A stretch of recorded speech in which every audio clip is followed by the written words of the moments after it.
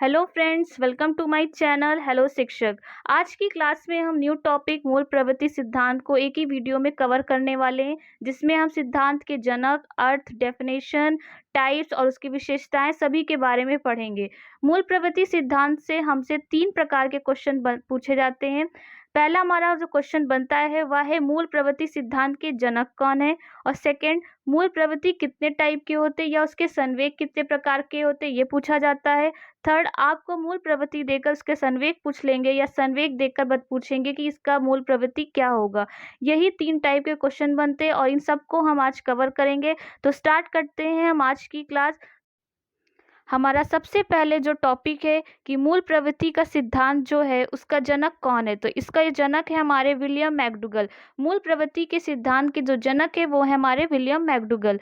Next है हमारा मूल प्रवृत्ति सिद्धांत की संख्या कितनी होती है, तो मूल प्रवृत्ति सिद्धांत की संख्या अगर आपसे पूछी जाए तो वो होती है 14 यानी कि 14। नेक्स्ट हमारा है मानव जो कार्य बिना सीखे हुए जन्मजात या प्रकृति प्रेरणाओं के आधार पर करता है वह मानव की मूल प्रवृत्ति कहलाती है। या दूसरे शब्दों में कहें तो मानव की मूल प्रवृत्ति वह क्रिया है जो जन्मजात होती है या एक आंतरिक बल की तरह है जो हमारी आवश्यकताओं की पूर्ति के लिए आवश्यक होती है। इसका मतलब है कि जो चीज़ें हमारी जन्मजात होती हैं, जब बच्चा पैदा होता है वो बचपन से ही वो उसके अंदर मौजूद होती, वही हमारी मूल प्रवृत्ति होती है। उसको बाहरी वातावरण या बाहरी परिवेश से उसको सीखने की ज़रूरत नहीं पड़ती है। जैसे कि उदाहरण में देखेंगे, भूख, प्यास, दुख, सुख, गुस्सा, ये सब चीज़ें जो हैं जो हमारी जन्मजात उपलब्ध रहती हैं। जब बच्चे को भूख लगती है तो उसको बताना नहीं पड़ता है कि उसको कैसे रिएक्ट करना है। वो उसको भूख लगती है, वो रोने लगता है, माँ समझ जाती है कि बच्चे को भूख लगी है, वह उसकी मूल प्रवृत्ति होती है। दुख, प्यास, ये सब हमारे जन्मजात होती है, ना कि अर्जित। तो ये हमारा है मूल प्रवृत्ति की डेफिनेशन। नेक्स्ट हमारा है मानव की मूल प्रवृत्तियां 14 होती हैं। मूल प्रवृत्तियों का सिद्धांत विलियम मैकडूगल ने दिया है, ये हम पढ़ चुके हैं। प्रत्येक मूल प्रवृत्ति से एक संवेग संबंधित होता है। संवेग की उत्पत्ति मूल प्रवृत्तियों से ही हुई है। आपसे यहीं से क्वेश्चन पूछा जाएगा कि मूल प्रवृत्ति दे दिया जाएगा और पूछा जाएगा इसका संवेग क्या है। तो हमारी मूल प्रवृत्तियां भी 14 होती हैं और हमारी संवेग भी 14 होती हैं, जो कि हमारी मूल प्रवृत्तियों से ही निर्मित है। नेक्स्ट है हमारा संवेग। संवेग क्या होता है हम जानेंगे। संवेग होता है हमारा, जिसको इंग्लिश में कहते हैं इमोशन। इमोशन यानी अंदर के भाव जब बाहर की तरफ गति करते हैं, यानी अंदर के भाव का बाहर प्रकट या व्यक्त होना ही संवेग कहलाता है। जब हमारे अंदर की जो फीलिंग्स होती हैं, जैसे हमें भूख लगी है या हमें गुस्सा आ रहा है, और जब हम बाहर वो चीज़ प्रकट करते हैं या एक दूसरे को रिएक्ट करते हैं, वही हमारी मूल प्रवृत्ति या संवेग कहलाता है।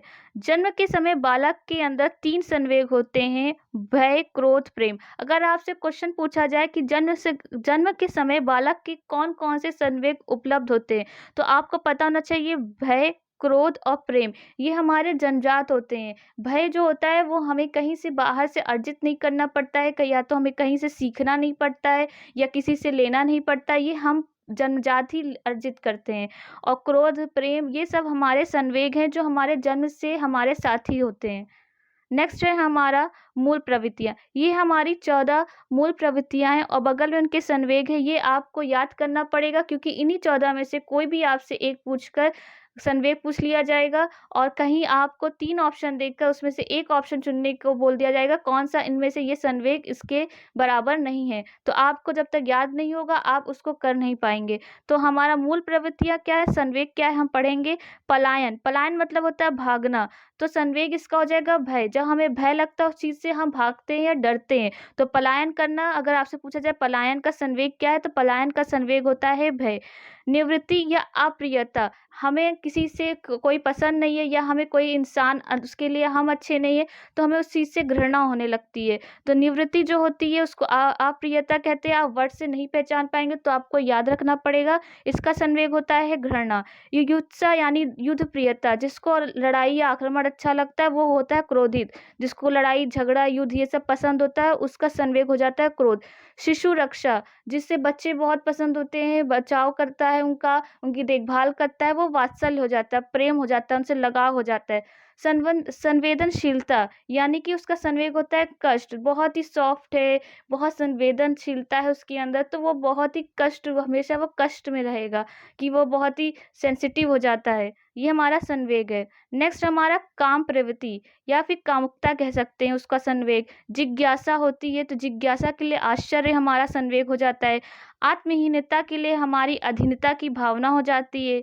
आत्म प्रदर्शन के लिए श्रेष्ठता की भावना हो जाती है। सामूहिकता के लिए एकाकीपन हो जाता है। और भोजन तलाश के लिए हमें भूख की संवेग होती है। नेक्स्ट हमारे जो 3 बचे हैं, संचय के लिए अधिकार की भावना होती है हमारा संवेग। संरचना के लिए रचना का आनंद लें। हास के लिए आमोद। ये जो हमारे 14 संवेग हैं, ये उनकी मूल प्रवृत्तियां हैं, और जो मूल प्रवृत्तियां उनके लिए संवेग हैं। ये आपको थोड़ा सा याद करना पड़ेगा। अगर डेली इसकी प्रैक्टिस करेंगे या एक जगह नोट करके लिख लेंगे और डेली इसको सिर्फ देखेंगे, तो आपके माइंड में अपने आप वर्ड देखकर उसका संवेग याद हो जाएगा। जैसे शिशु रक्षा, वात्सल्य, जैसे आपने रस में भी पढ़ा होगा वात्सल्य रस, तो उसमें प्रेम होता है, रति होता है, उसी का भाग होता है। वैसे ही शिशु रक्षा हो गया। युत्सा मतलब युद्ध होता है, उसमें भी क्रोध होता है। तो आपको थोड़ा सा मैच करके पढ़ेंगे तो थोड़ा सा रिलेट हो जाएगा। नेक्स्ट हमारा है मूल प्रवृत्तियों की समान विशेषताएं कौन सी हैं। तो इसकी विशेषताएं निम्नलिखित हैं। समस्त मूल प्रवृत्तियां जन्मजात होती हैं, प्रत्येक व्यक्ति अथवा प्राणी के स्वभाव में निहित होती है। प्रायः सभी प्राणियों के अनेक व्यवहार मूल प्रवृत्तियों द्वारा परिचालित होते हैं। नेक्स्ट, मूल प्रवृत्ति के कारण संपन्न होने वाले व्यवहार को सदैव अधिक समानता की दृष्टि से देखा जाता है। सभी मूल प्रवृत्तियों के मुख्य उद्देश्य स्पष्ट या समान से निश्चित होते हैं। अगर आपने मूल प्रवृत्तियों का अर्थ समझ लिया तो आपको विशेषताएं अपने आप पता चल जाएंगी कि जो हमारी जन्मजात होती हैं, जो चीज़ें हमें अलग से सीखनी नहीं पड़ती हैं, ना किसी से पूछनी पड़ती हैं, वही हमारी मूल प्रवृत्तियां होती हैं। नेक्स्ट है हमारा क्वेश्चन, मूल प्रवृत्ति की एक प्रमुख विशेषता है जो पाई जाती है। पहला, केवल मनुष्यों में, केवल बिल्लियों तथा चूहों में। थर्ड, सभी प्राणियों में तथा एक यह जन्मजात व प्राकृतिक होती है। चौथा, केवल कलाकारों में। तो अभी हमने पढ़ा कि जो हमारी मूल प्रवृत्ति होती है वह सभी प्राणियों में और या जन्मजात व प्राकृतिक होती है। इसको बाहर से कहीं भी अर्जित नहीं करना पड़ता है। तो हमारा सही ऑप्शन हो जाएगा ऑप्शन नंबर 3। नेक्स्ट हमारा क्वेश्चन है, मैकडूगल के अनुसार प्रत्येक मूल प्रवृत्तियां संबंध होता है संज्ञान से, संवेग से, संवेदना से या चिंतन से। तो हमने पूरा पढ़ के हमें पता चल गया कि जो मूल प्रवृत्तियां होती हैं उनका संबंध हमारा संवेग से होता है। तो हमारा सही ऑप्शन हो जाएगा ऑप्शन नंबर 2।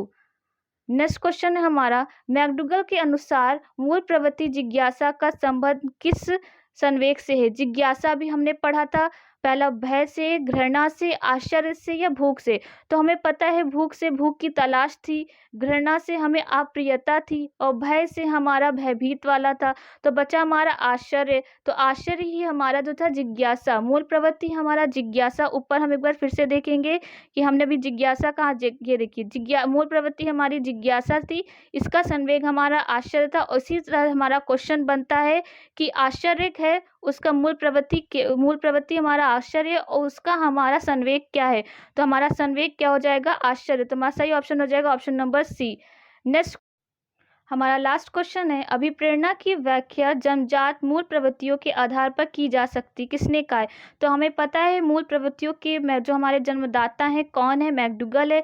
तो उन्होंने ही कहा है कि अभिप्रेरणा की व्याख्या जो होती है वो जन्मजात मूल प्रवृत्तियों के आधार पर की जा सकती। तो इसके सही ऑप्शन हो जाएगा ए, मैकडूगल। तो आप समझ गए होंगे कि हमें इससे ज़्यादा कुछ भी नहीं पढ़ना है, इसी टाइप के आपके क्वेश्चन बनेंगे। तो बस आपको 14 ये संवेग और उनके मूल प्रवृत्तियां याद करनी, इनके जनक और इनकी संख्या, बस ये 3 चीज़ें अगर आपको याद है तो आपका एक भी क्वेश्चन इससे गलत नहीं होगा। तो आई होप आपको वीडियो अच्छा लगा हो, तो लाइक, कमेंट, शेयर करना मत भूलिएगा। Thank you.